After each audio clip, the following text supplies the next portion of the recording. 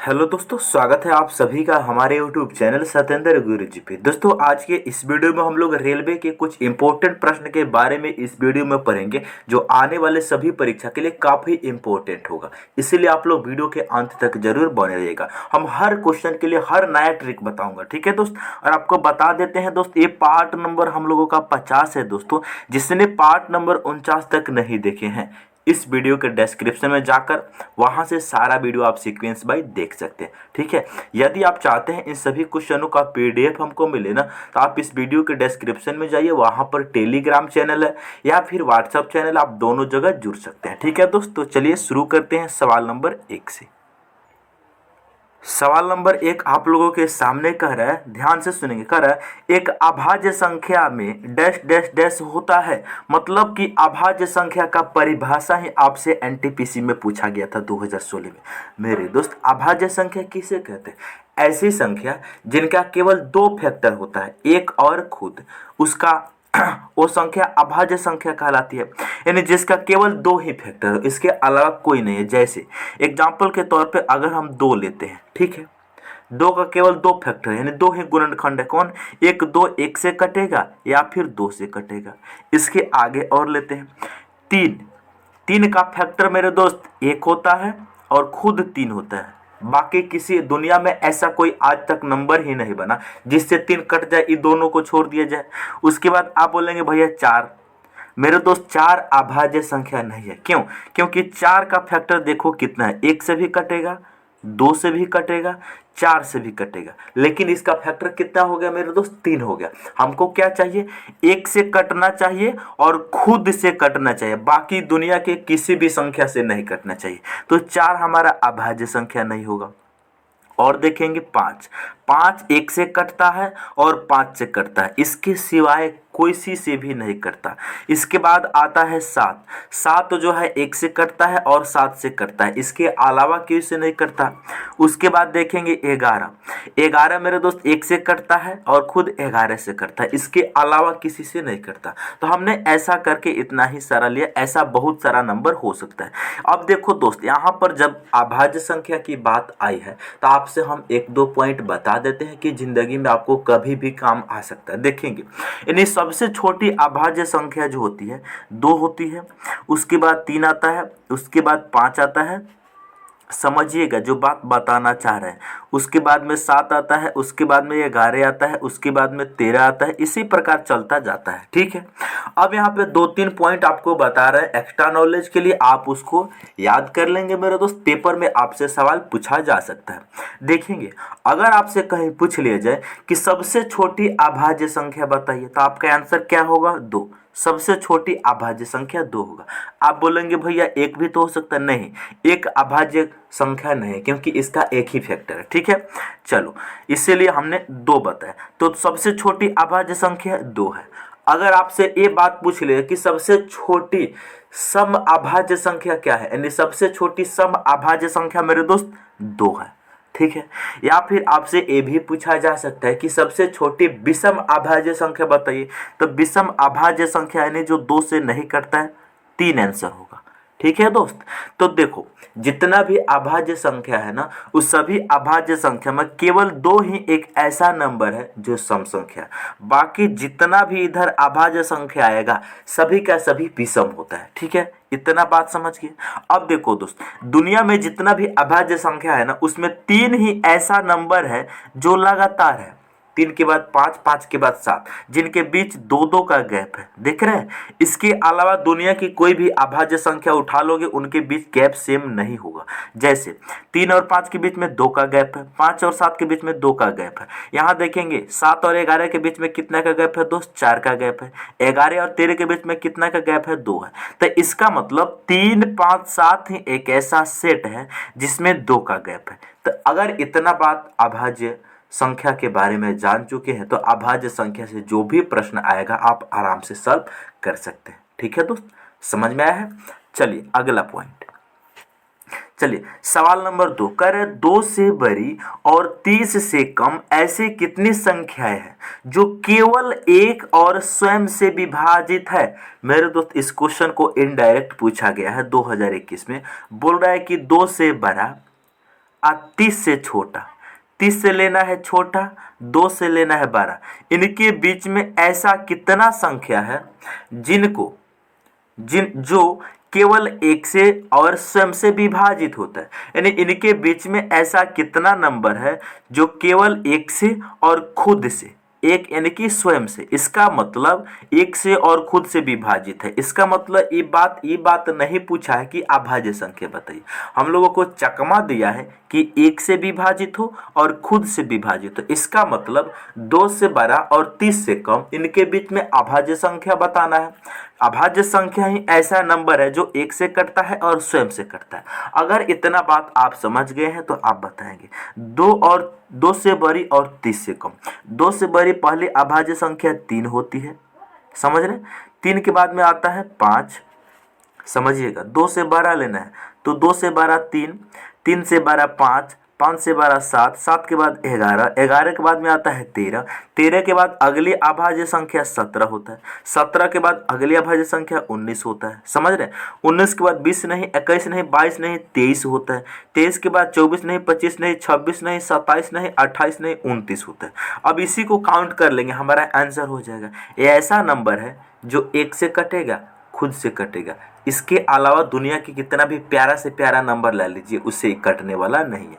Count करेंगे 1 2 3 4 5 6 7 8 9, तो 9 ही ऐसा नंबर है जो 2 से बड़ा और 30 से छोटा, इनके बीच जो केवल एक से कटता है और खुद से कटता है।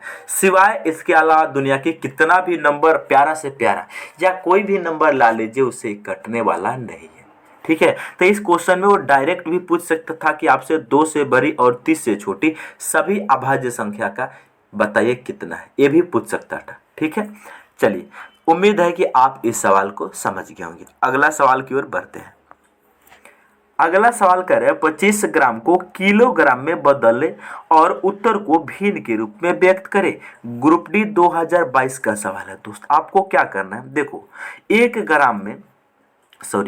किलोग्राम में मेरे दोस्त जानते हैं कितना ग्राम होता है? बिल्कुल, 1 किलोग्राम में 1000 ग्राम होता है। ठीक है, 1 किलोग्राम में 1000 ग्राम होता है। तो यहाँ पर ग्राम कितना है? 25। तो हम 25 को लेंगे, समझ ही रहे हैं, 25। इसको 1000 से भागा दे देंगे तो 1 किलोग्राम में चेंज हो जाएगा। यानी 25 को 1000 से जब हम डिवाइड करेंगे तो 1 किलोग्राम में चेंज हो जाएगा। 25 से काटेंगे, 25 से कम 25, नीचे कटेगा 25 चौका 100 यानी 40, यानी 1/40 किलोग्राम इसका राइट आंसर होगा। 1/40 किलोग्राम, ऑप्शन ए। समझे कि नहीं समझे? समझे कि नहीं समझे मेरे दोस्त? जब 25 से 1000 को काटोगे ना तो 40 बार में कटेगा। ठीक है, उम्मीद करता हूं कि आप इन सवाल को समझ गए होंगे। अगला सवाल मोस्ट इंपोर्टेंट सवाल है। ऐसा क्वेश्चन आपके एग्जाम में आएगा तो आएगा। क्वेश्चन कह रहा है, ध्यान से सुनेंगे, यदि √5n बराबर है 6 से 25 तो n का मान ज्ञात कीजिए। आपको कुछ नहीं करना है दोस्त, ध्यान से सुनेंगे। देखो यहाँ अंडर रूट के बाद अंडर रूट कितना है? 5n है, और यहाँ बराबर में कितना है? 25 है। समझ रहे? समझ रहे? आप बोलेंगे जी सर। आपको करना क्या है दोस्त, यानी दोनों साइड आप सेम चीजें रखो। इधर रूट है, इधर रूट नहीं है, या तो दोनों बगल रूट लगा लो या फिर इधर से रूट हटा लो। चलो रूट हटा ही लेते हैं। अगर दोनों साइड में हम वर्ग कर देते हैं, स्क्वायर कर देते हैं, तो इस साइड में रूट खत्म हो जाएगा। बिल्कुल सही कहा आपने। इधर क्या बचेगा? 5n बराबर कितना हो जाएगा? इधर हो जाएगा 6 से 25 की पावर 2। ऐसा हो जाएगा कि नहीं? आप बोलेंगे जी सर। अब देखो दोस्त, यहाँ पर जो 6 से 25 लिखा गया है, यहाँ पर जो 6 से 25 लिखा गया है, इसको आप 5 के रूप में कन्वर्ट करो। आप बोलेंगे क्यों? मेरे दोस्त, यहाँ बेस में 5 है, इसके पावर में n है, इसीलिए इसको हम बेस 5 नहीं बना सकते। आप बोलेंगे जी सर बना सकते हैं, तो इसी को हम बना लेते हैं। चलो कोई दुख तकलीफ नहीं। 625 को हम सबसे पहले 5 के रूप में चेंज करते हैं। 625 को सबसे पहले 5 से डिवाइड करेंगे तो 125 आएगा, फिर 5 से भाग करेंगे 25 आएगा, फिर 5 से भाग करेंगे 5 आएगा। यानी 625 को हम लिख सकते हैं 5 के पावर 4 लिख सकते हैं। यानी 5 के पावर n ऐसे ही ठीक है। 625 है, इसका पावर हम लिख सकते हैं 5 के पावर 4। इसका होल पावर कितना है भाई? 2 है। मेरे दोस्त आपने सर्ट्स एंड इंडिसेस में आपने एक बात पढ़ी होगी, अगर a की पावर n बराबर है a की पावर b की, जब बेस समान है तो पावर भी आपस में समान होती है, n बराबर हो जाएगा b से। इस हिसाब से, इस तरीका से, इस फार्मूला से दोस्त यहाँ पर ध्यान से सुनेंगे, इधर भी 5 हो गया, इधर भी 5 हो गया, तो बेस समान है तो पावर भी आपस में समान हो जाएगी। अच्छा दोस्त, यहाँ आपने एक बात भूल गया कि अगर a की पावर कहीं भी n लिखा है, इसका होल पावर अगर m लिखा है, तो a की पावर m और n का मल्टीप्लाई होता है, n इंटू m हो जाता है। बात तो समझ ही रहे। अगर इतना 2 पॉइंट आप जानते हैं तो इस क्वेश्चन को कर सकते हैं, अगर नहीं जानते हैं तो आप इन क्वेश्चन को नहीं कर सकते। तो 4 दूनी हो जाएगा, 5 की पावर 8 हो जाएगा। अब देखो, इधर भी 5 है, इधर भी 5 है, जब बेस समान है तो पावर भी समान होगी, तो n बराबर कितना हो जाएगा, 8 हो जाएगा। हमें n का मान ही बताना था, n का मान 8 आ गया, ऑप्शन सी। उम्मीद है कि आप इन सवाल को बेहतरीन तरीका से समझ गए होंगे। चलिए दोस्त, अगला सवाल। अगला सवाल 5 नंबर कह रहा है, देखेंगे कुछ नहीं, एलसीएम निकालना है। 24, 96 और 36 का हमें एलसीएम निकालना है। आपको करना कुछ नहीं है दोस्त, ध्यान से सुनेंगे, आप सिंपल भाषा से भी इसको निकाल सके, बिल्कुल सिंपल तरीका से भी निकाल सकते। छोटा नंबर है, कोई ट्रिक की आवश्यकता नहीं है, तरीका बहुत है, आप जिस तरह चाहे निकाल सकते हैं, लेकिन यहाँ पर हम बेसिक तरीका से ही बता देते हैं। सभी नंबर 6 से कट जाएगा, 6 से कटा लेते हैं, 12 नंबर से ही कटा लेते हैं, जल्दी जल्दी हो जाएगा। 6 चौका 24, यहाँ 6 एकम 6, 3 36 छाछक, यानी 16 छक 96, ये 6 बार में चला जाएगा। अब देखो दोस्त, 6 से अब कटने वाला नहीं है, तो अब कटा लो तुम 4 से। 4 से कटाएंगे तो ये जाएगा 1 बार में, ये जाएगा 4 बार में, इधर 6 रहेगा। अब देखो फिर 2 से कटाना पड़ा कि नहीं, 2 एकम 2, 2 दूनी 4, यहाँ 2 तिया 6। अब इन सभी संख्या को गुना कर दो, गुना करेंगे तो 6 चौका 24, 24 दूनी 48, 48 दूनी 96, और 96 गुना 3 करेंगे, 96 गुना 3 करेंगे, 6 तिरकी 18 के 8 हासिल कितना, 1, 9 तिरकी 27 और 1 28। तो इसका एलसीएम होगा दोस्त, जानते हैं कितना, 288, ऑप्शन सी। आप इस हिसाब से भी निकाल सकते हैं, या फिर दूसरा तरीका जो डायरेक्ट आप कैसे निकाल सकते हैं वो हम बता देते हैं। दोस्त ध्यान से सुनेंगे, आपको क्या करना है, यहाँ पे 24 दिया है, यहाँ पर 96 दिया है और 36 दिया है, इनका हमें बताना है एलसीएम क्या होगा। मेरे दोस्त, हम आपको एगो तरीका बताएंगे, उस तरीका से आप बड़ा ही आराम से निकाल सकते हैं। दोस्त ध्यान से देखेंगे, ये तीनों में सबसे 12 नंबर क्या है, सबसे 12 नंबर है 96, तीनों में सबसे 12 नंबर क्या है, 96, तो आप 96 को यहाँ पर लिख लेना। अब देखो दोस्त, यदि 96 को ये तीनों नंबर डिवाइड कर दे तो हमारा एलसीएम 96 होगा। 96 को 24 डिवाइड करता है, जी बिल्कुल करता है, 24 चौका 96। 96 को 96 डिवाइड करता है, जी बिल्कुल करता है, लेकिन 96 को 36 डिवाइड नहीं करता, इसका मतलब 96 एलसीएम नहीं होगा। तो अब हम क्या करेंगे, इनको 2 से मल्टीप्लाई करेंगे, ठीक है, इनका पहाड़ा पढ़ते चलेंगे। 96 को 2 से गुना करेंगे, 6 दूनी 12 के 2, हासिल कितना आया, तो दोस्त 1, 6 दूनी 12 के 2 हासिल 1, 9 दूनी 18 और 19, 192 आया। 192 को 24 काटता है, आप बोलेंगे जी सर काटता है, ठीक है। 192 को 96 काटता है 2 बार में। 196 को मेरे दोस्त, 196 को 36 डिवाइड नहीं करता, ठीक है, 196 को 36 डिवाइड नहीं करता, ठीक है। अगर करके चेक कर लो, 6 छक 36 के 6 हासिल कितने, 3 6 के 18, 3 21, नहीं ज़्यादा हो गया, और कम लगाते हैं। अगर हम 5 से लगाते हैं तो 6 25 30, लास्ट में 30 आना चाहिए, जबकि यहाँ पे 2 है।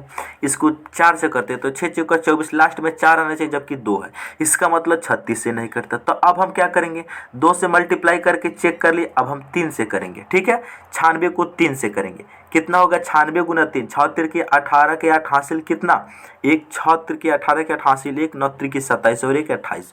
288 को 24 डिवाइड करता है, 24 से कम 24, 24 दूनी 48, बिल्कुल 12 बार में करता है, समझ रहे हैं, 12 बार में करता है।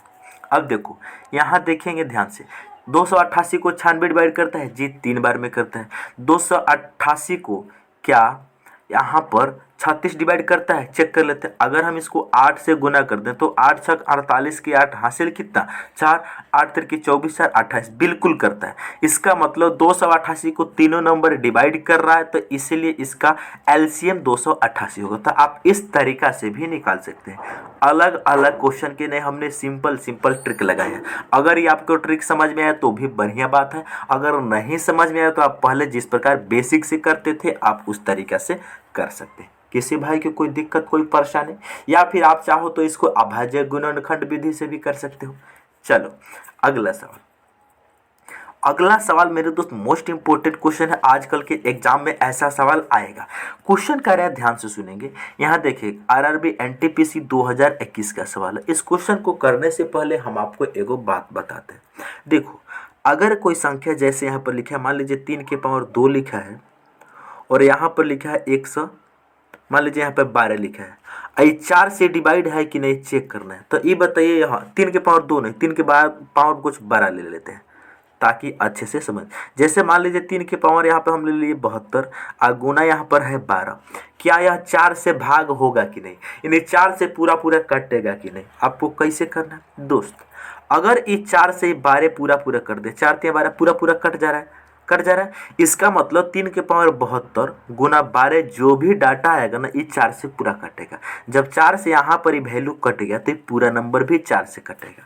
यही तरीका यहाँ पर लगा के इसको सॉल्व करना है। इसको सॉल्व करने का तरीका पहला क्या है, ध्यान से सुनेंगे। यहाँ पर देखो 3 के पावर 71, 3 के पावर 72, 3 के पावर 73, 74, 75 है।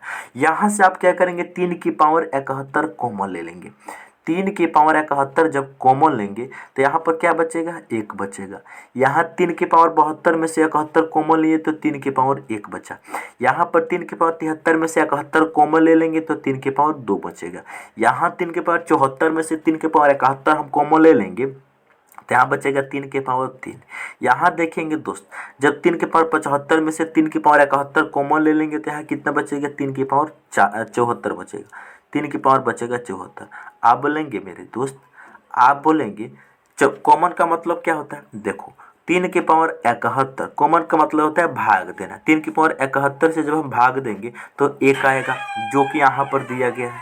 उसी प्रकार हमें सभी जगह 3 के पावर जैसे 72 है, यहाँ 3 की पावर 72 है, दूसरी जगह 3 की पावर 72 है, भागा देंगे 3 की पावर 71 से।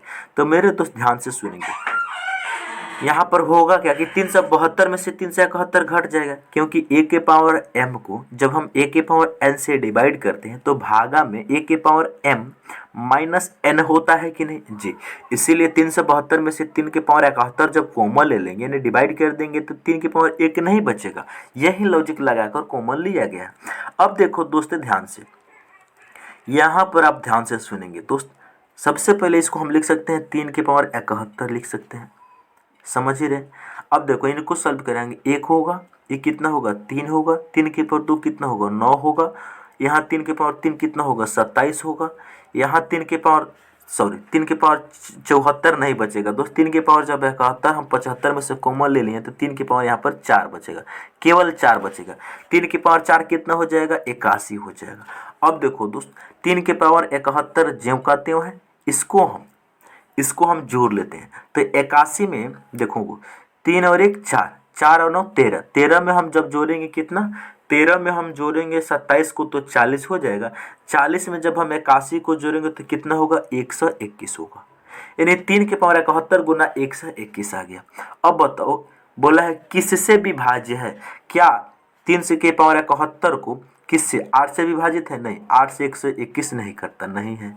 5 से है, नहीं 5 से भी नहीं है, 7 से भी नहीं है मेरे दोस्त। 100 यहाँ 11 दिया है, 11 से ही पूरा कट जाए। कैसे, 11 के 2 गुना 11 का स्क्वायर होता है 121, 11 से 121 पूरा पूरा कटेगा। तो इसका राइट आंसर 11 ऑप्शन नंबर हमारा सी होगा। उम्मीद है कि आप इस सवाल को समझ गए होंगे। ऐसे सॉल्व किया जाता है दोस्त, यानी जो भी डाटा होगा ना वो 11 से पूरा पूरा कटेगा, 100% कटेगा, क्योंकि उसका एक फैक्टर 1 से 21 11 से डिवाइड हो रहा है, इसीलिए। चलिए अगला सवाल। अगला सवाल कर है 2 बहनों की आयु का योग जो है 81 वर्ष है। उनकी आयु का अनुपात 4:5 है। एक बहन दूसरी बहन से कितनी वर्ष छोटी है? 2019 का सवाल है। देखो, दो बहन है, मान लीजिए एक बहन ए है और एक बहन बी है। इनकी जोगफल कितना दे? 81 वर्ष। उनकी आयु का अनुपात दिया है, प्रेजेंट में उनकी आयु का अनुपात कितना है भाई? 1 का 4 है और 1 का 5 है ना। इनका योगफल अनुपात में जोड़ेंगे कितना होगा? 9 4 आ 5 9 होगा। अनुपात में 9 होगा, जबकि एक्चुअल में कितना दिया है? 81 ईयर्स दिया है। ठीक है, तो यहाँ से एक अनुपात का वैल्यू हम निकाल सकते हैं, कितना हो जाएगा? 81 को 9 से डिवाइड करेंगे, 9 ईयर्स। यानी एक अनुपात का वैल्यू एक अनुपात का वैल्यू 9 वर्ष आ गया। हमें बताना है एक बहन दूसरी बहन से कितनी वर्ष छोटी है। यहाँ पर 4 छोटा है, यहाँ पर 5 छोटा है, यानी कि ये जो बहन है वो बी से छोटी है। कितना? अनुपात में 1 वर्ष, 1 छोटी है, जबकि अनुपात में 1 का वैल्यू कितना है? 9। तो इनका वैल्यू कितना हो जाएगा? 9 से गुना कर देंगे 9, तो 9 वर्ष ऑप्शन ए इसका सही जवाब होगा। उम्मीद है कि आप इन सवाल को समझ गए होंगे, ऐसे सॉल्व किया जाता है। चलिए अगला सवाल। अगला सवाल कह रहा है 3 मित्रों की आयु का माध्य 22 है। माध्य का मतलब औसत। यदि 4 मित्रों की आयु का माध्य 24 है, 4 मित्रों की आयु का माध्य यानी 4 मित्रों की औसत 24 है, 3 मित्रों की औसत 22 है, तो चौथे मित्र की आयु का ज्ञात कीजिए। एनटीपीसी 2021 का सवाल है। दोस्त, चौथा जो मित्र है, चौथा मित्र की आयु निकालने के लिए आपको क्या करना होगा? देखो, औसत का मतलब होता है टोटल नंबर इनटू संख्या। समझ रहे हैं कि नहीं? सॉरी, औसत बराबर होता है, देखो औसत बराबर जितना भी डाटा है उन सभी को जोड़ लो और जितना संख्या उन संख्या से भागा कर लो, यानी टोटल कुल योग बटा कुल संख्या, या फिर इसको शॉर्ट में आप ऐसे भी लिख सकते हैं, योग बटा संख्या। औसत का फॉर्मूला होता है टोटल योग बटा टोटल संख्या। हमें अगर यहाँ पर जैसे औसत 22 दिया है और 3 मित्र है, तो यहाँ से टोटल निकालने के लिए क्या करना होगा? 3 को 22 से गुना करेंगे, क्योंकि योग निकालने के लिए जो संख्या इधर भागा में बराबर की साइड में आएगा तो गुना हो जाएगा। बिल्कुल, तो टोटल योग निकालने के लिए औसत गुना संख्या करते हैं कि नहीं? बिल्कुल करते हैं। तो वही बात यहाँ पर करना है। जो चौथा मित्र है दोस्त, क्या है? ध्यान से सुनेंगे। जो चौथा मित्र है, इनकी आयु निकालने के लिए 4 मित्र की आयु के योगफल में से 3 मित्र की आयु का योगफल घटा देंगे, तो चौथा मित्र कितना वर्ष का है मालूम चल जाएगा। तो सबसे पहले 4 गुना 24, 4 मित्र की आयु का योगफल आ गया, इसमें से घटा देंगे हम 3 मित्र की आयु के योगफल में से। समझ रहे हैं? अब देखो 24 चौका कितना हो जाएगा? 96 हो जाएगा। अब 22 या 66 हो जाएगा। 96 में से 66 घटेगा 30 वर्ष। जो चौथा मित्र है उनका उम्र है 30 वर्ष, ऑप्शन बी। समझे हैं? नहीं समझे दोस्त? चलो कोई दिक्कत नहीं, फिर समझाएंगे। हमने आपको क्या बोला? औसत एवरेज बराबर जो होता है वो टोटल यानी कि सम अपान नंबर होता है, या फिर हिंदी में ही समझो यार। औसत बराबर जो फॉर्मूला होता है वो होता है योग बटा संख्या। ठीक है, यही होता है। हमें निकालना, अगर योग निकालना है तो औसत के नीचे कुछ नहीं तो 1 होता है, योग को तिरछा गुना करेंगे, तो योग बराबर क्या होगा? जो भी औसत है औसत गुना संख्या, यानी जो भी औसत है उसमें जितना संख्या है, जो भी औसत है उसमें जितना संख्या है उससे गुना कर देंगे तो टोटल मालूम चल जाएगा। जी बिल्कुल, यही बात है दोस्त। 3 मित्र की आयु 22 वर्ष है, 4 मित्र की आयु 24 वर्ष है, तो सबसे पहले 3 मित्र की सम निकालेंगे, 4 मित्र के सम निकालेंगे और 4 मित्र के सम में से 3 मित्र के सम घटा देंगे तो चौथा मित्र का ऑटोमेटिक ही निकल जाएगा। चौथा मित्र कितना साल का है इसके लिए क्या करेंगे? 4 मित्र की औसत है 24, 4 मित्र की औसत है 24, 4 से गुना कर देंगे तो 4 मित्र है उनका औसत है 24, 24 गुना 4 कर देंगे तो 4 मित्र की आयु का योगफल आ जाएगा। जी बिल्कुल सही कहा आपने। इसमें से 22 औसत है 3 मित्र की, तो 3 से गुना 22 गुना 3 कर देंगे तो 3 मित्र के कितना साल के हैं योग मालूम चल जाएगा। अब देखो 24 गुना 4 करेंगे 96, अब 22 गुना 3 करेंगे 66, 96 में से 66 घटेगा, 30 वर्ष का वो बचवा हो जाएगा जो चौथा मित्र है। ठीक है भाई, समझ गए? आप बोलेंगे जी सर। चलिए अगला सवाल। अगला सवाल है 9 नंबर, थोड़ा इंपॉर्टेंट सवाल है, आप इस क्वेश्चन को ध्यान से सुनेंगे। यानी कि ग्रुप डी 2022 का सवाल। हमने आपको क्या बोला दोस्त? हमने आपको यही बात तो बोला, औसत बराबर होता है योग बटा संख्या, यही बात बोला है। बिल्कुल। अच्छा, यहाँ क्वेश्चन है, एक व्यक्ति 6 किलोमीटर प्रति घंटा की चाल से किसी निश्चित दूरी को 8 घंटे में और 4 किलोमीटर प्रति घंटा की चाल से कुछ दूरी को 10 घंटे में तय करता है। तय की गई संपूर्ण दूरी के लिए औसत चाल बताइए। औसत चाल बताना है। औसत चाल, एवरेज स्पीड, औसत चाल यानी एवरेज, ए से एवरेज स्पीड। एवरेज स्पीड का जो फॉर्मूला होता है, या फिर पहले इतना आप समझेंगे, चाल बराबर जो फॉर्मूला वो होता है दूरी अपान समय, ये होता है। लेकिन हमें एवरेज स्पीड चाहिए। एवरेज स्पीड चाहिए, हम क्या करेंगे भाई? टोटल डिस्टेंस को टोटल टाइम से भाग कर देंगे, हमें एवरेज स्पीड मालूम चल जाएगा। चलो, तो क्वेश्चन बोला है यानी कि एवरेज स्पीड ही बताना है।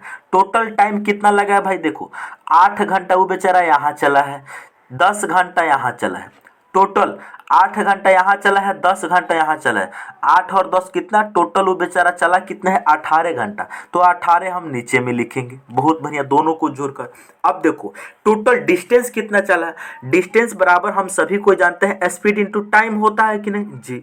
अब देखो दोस्त, यानी कि एक व्यक्ति 6 किलोमीटर प्रति घंटा की चाल से किसी निश्चित दूरी को 8 घंटे में चलता है। 6 उसका स्पीड कितना है? 6 किलोमीटर, 8 घंटा चला है। तो 6 गुना 8 कर देंगे तो टोटल डिस्टेंस मालूम चल जाएगा। प्लस यहाँ चला है 4 किलोमीटर प्रति घंटा की चाल से 10 घंटा, तो यहाँ गुना कर देंगे 4 गुना 10, तो यहाँ speed into time, speed into time, यहाँ से टोटल दूरी अब बटा टोटल समय। 8 घंटा यहाँ चला, 10 घंटे यहाँ चला, ये हो जाएगा 18। अब हम सॉल्व करेंगे तो नीचे में 18 रहेगा दोस्त। अब देखो यहाँ पर कितना हो जाएगा? ये हो जाएगा 6, 8 गुना 6 48, अब प्लस 10 गुना 4 40। 48 में जब हम 40 को ऐड करें कितना होगा दोस्त? 88 होगा। 88 बटा 18 किलोमीटर प्रति घंटा होगा। इसको हम काट सकते हैं 2 से, तो ये 44 होगा, ये होगा 9, यानी 9 बटा 44 होगा। लेकिन 9 बटा 44 बटा 9 होगा। 44 बटा 9 तो देबे नहीं किया, तो कैसे सॉल्व करेंगे दोस्त? 9 चौका 36, ऊपर कितना बचा? 4 और 4 8 बचा, अब बटा में 9 किलोमीटर प्रति घंटा, यानी ऑप्शन बी इसका सही आंसर होगा। 44 बटा 9 को हम लिख सकते हैं 4 सही 8 अपान 9 किलोमीटर प्रति घंटा। किसी भाई बहन को कोई दिक्कत, कोई परेशानी? यदि वीडियो समझ में आता है तो दोस्त अपने भाई के लिए वीडियो को शेयर करते रहना। चलिए अगला सवाल। अगला सवाल 10 नंबर, एक 28 सेंटीमीटर व्यास वाले अर्धवृत्त की परिधि ज्ञात करेंगे। दोस्त वृत्त की परिधि होता है 2 पाई आर। अर्धवृत्त है, अर्धवृत्त का मतलब इसका आधा कर दो तो 2 से 2 कटेगा। अर्धवृत्त का परिधि टोटल पाई आर होता है। ठीक है, अगर इतना बात जानते हैं तो आप इसको आराम से कर सकते हैं। क्वेश्चन बोला एक 28 सेंटीमीटर व्यास यानी डायमीटर। मेरे दोस्त व्यास कितना दिया है? हो व्यास कितना दिया है? 28 सेंटीमीटर दिया है। तो यहाँ से रेडियस त्रिज्या कितनी हो जाएगी? 28 का आधा हो जाएगी 14 सेंटीमीटर। जी बिल्कुल सही कहा आपने। तो इसका जो बताना है पेरीमीटर यानी परिधि, परिधि होता है पाई आर। पाई के जगह पे लेना है 22/7, क्वेश्चन बोला है। आर के जगह पे कितना है? 14 है।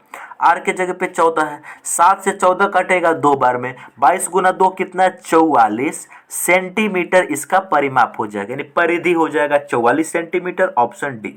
उम्मीद है कि आप इन सवाल को बेहतरीन तरीका से समझ गए होंगे। चलिए हम उम्मीद करते हैं कि आप लोग सारे प्रश्न को बहुत ही अच्छे तरीका से समझ गए होंगे। यदि आप हमारे चैनल पर पहली बार आए हैं तो चैनल को जरूर सब्सक्राइब करें और अपने दोस्तों के पास शेयर करें। मिलते हैं नेक्स्ट वीडियो में।